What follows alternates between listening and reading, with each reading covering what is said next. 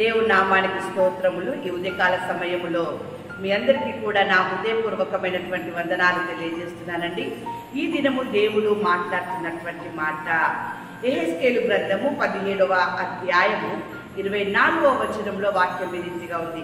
దాని కొమ్మల నీడను అవి దాగును, మరియు యెహోవానగు నేనే ఘనమైన చెట్టును నీచమైనదిగాను, నీచమైన చెట్టును ఘనమైనదిగాను చేయువాడననియు, పచ్చని చెట్టు ఎండిపోవునట్లును ఎండిన చెట్టు వికసించినట్లును చేయువాడననియు భూమి యందుండు సకలమైన చెట్లకు తెలియబడును.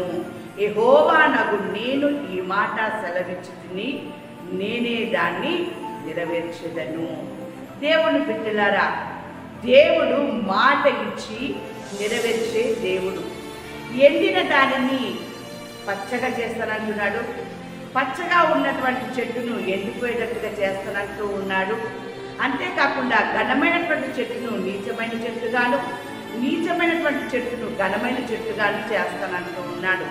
ఆ రీతిగా నీ జీవితంలో ఎండిపోయిన జీవితం ఉండొచ్చు, నీచమైనటువంటి కుటుంబముగా, నీచమైనటువంటి బ్రతుకుగా, నీచమైనటువంటి ఆ యొక్క స్థితిని నువ్వు కలిగి ఉండొచ్చు. కానీ దేవుడు మాట ఇస్తూ ఉన్నాడు, నిన్ను ఘనముగా ఎంచుతాను అని చెప్పి, నిన్ను పచ్చగా చేస్తాను, నిన్ను అభివృద్ధి పరుస్తాను, నిన్ను విస్తరింపజేస్తాను.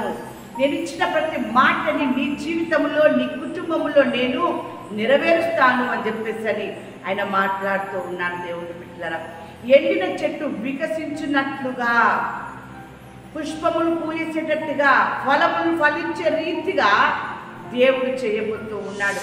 ఇన్ని దినములు నీ కుటుంబంలో ఫలము లేదేమో, ఇన్ని దినములు నీ జీవితంలో ఆ యొక్క ఫలభరితమైనటువంటి స్థితి లేదేమో, కానీ దేవుడు మాట ఇస్తూ ఉన్నాడు. ఎండినటువంటి చెట్టును ఏ రీతిగానైతే నేను వికసింపజేస్తానో ఆ రీతిగా నీ కుటుంబాన్ని నేను వికసింపజేస్తాను, ఫలభరితంగా చేస్తాను, పచ్చనిగా చేస్తాను, ఆనందభరితులుగా ఉండేటటువంటి స్థితితో ఉంచుతాను, సంతోషాన్ని ఇస్తాను అని చెప్పి మాట్లాడుతూ ఉన్నాడు దేవుని బిడ్డలారా. అందుకే భక్తుడు అంటున్నాడు, నేనేమందును, ఆయన నాకు మాట ఇచ్చెను, ఆయనే నెరవేర్చును. అట్టి నమ్మకము నీలో ఉన్నట్లయితే, ఇటువంటి వాక్యము వింటున్నటువంటి నీవు, ఈ మాట వింటున్న నీవు, ఈ మాటని నీ పెదవుల గుండా నీవు బయటికి పడికినట్లయితే నీ జీవితంలో దేవుడు ఆ ఇచ్చిన మాటని నెరవేరుస్తాడు. నేనేమందుడు, ఆయన చిత్తము నెరవేరును గాక, నేనేమందుడు, ఆయన కళ్ళకు నా కుటుంబంలో నెరవేరును గాక, నేనేమందుడు, ఆయన ఉద్దేశములు నా కుటుంబంలో, నా పిల్లల పట్ల, నా పట్ల నెరవేరును గాక.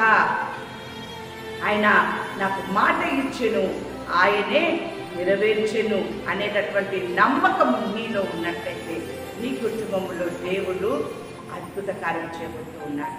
ఆయన మాట ఇస్తూ ఉన్నాడు, ఆయన నెరవేర్చే దేవుడుగా ఉంటూ ఉన్నాడు. చూడండి, వాక్యం సెలవిస్తాను, తన యందు భయభక్తులు గల వారి కోరిక ఆయన నెరవేర్చును. దేవుని బిడ్డలారా, దేవుని యందు భయము భక్తి కలిగి ఉండి నమ్మకంగా ఉండు. ఆయన మాట నెరవేర్చే దేవుడు. నీ కుటుంబం ఎలా ఉండాలని నువ్వు కోరుకుంటూ ఉన్నావో అలానే నేను ఉంచుతాను, అలా నేను చేస్తాను అని నీకు మాట ఇస్తూ ఉన్నాడు. నీ పిల్లల భవిష్యత్తు ఎలా ఉండాలి అనుకుంటున్నావో, నీ భర్త ఎలా ఉండాలి, నీ భార్య ఎలా ఉండాలి అనుకుంటున్నావో, ఆయన అలాగే నీ కుటుంబాన్ని చేయడానికి సిద్ధంగా ఉన్నాడు. దేవుని బిడ్డలారా, ఆ యొక్క మాటను నెరవేర్చడానికి ఆయన సిద్ధంగా ఉన్నాడు. నెరవేర్చుకోవడానికి నీవు, నీ కుటుంబం సిద్ధంగా ఉందా?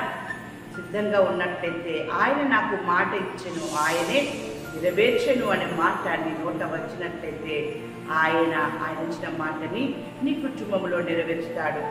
అయితే వాక్యం సెలవిస్తాం కదా, నా తండ్రి అయిన దావీదునకు మాట ఇచ్చి దాన్ని నెరవేర్చిన ఇశ్రాయేలీయుల దేవుడిని యెహోవాకు స్తోత్రము కలిగి ఉండును గాక అని అక్కడ దావీదు కుమారుడు మాట్లాడుతూ ఉన్నాడు.